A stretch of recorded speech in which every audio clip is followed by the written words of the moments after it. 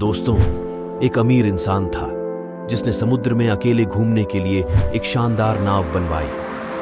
छुट्टी के दिन वह अपनी नाव लेकर समुद्र की सैर पर निकला। आधे समुद्र तक पहुंचा ही था कि अचानक एक जोरदार तूफान आया और उसकी नाव पूरी तरह से तहस नहस हो गई। लेकिन उस आदमी ने हिम्मत नहीं हारी और अपनी लाइफ जैकेट की मदद से समुद्र में कूद गया।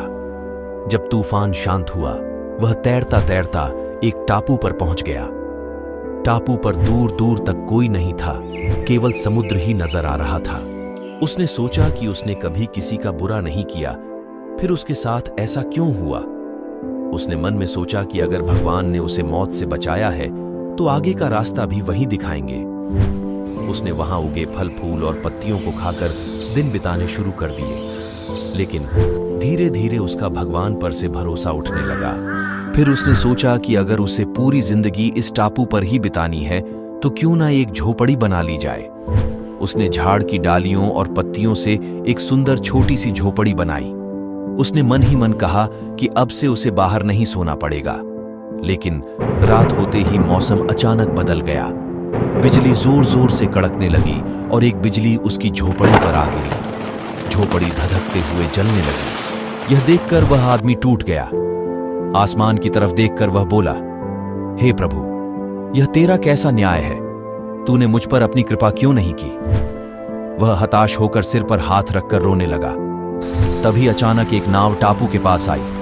नाव से दो आदमी उतरे और बोले, हम तुम्हें बचाने आए हैं। दूर से इस वीरान टापू पर जलती हुई झोपड़ी देखी तो लगा कि कोई मुसीबत में है। अगर तुम अपनी झोपड़ी नहीं जलाते तो हमें पता ही नहीं चलता कि यहां कोई है। फिर यह बात सुनकर उस आदमी की आंखों से आंसू गिरने लगे। उसने प्रभु से क्षमा मांगी और बोला, हे प्रभु, मुझे क्या पता था कि तूने मुझे बचाने के लिए मेरी झोपड़ी जलाई थी। यकीनन तू अपने भक्तों पर हमेशा ध्यान रखता है।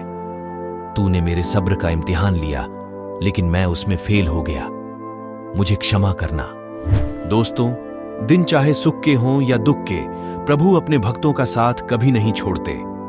तो एक बार प्रेम से बोलिए, जय श्री कृष्ण, जय श्री राधे। उम्मीद करते हैं कि आप सभी को हमारी यह कहानी पसंद आई होगी। अगर वीडियो पसंद आया हो तो इसे लाइक और शेयर करना ना भूलिएगा।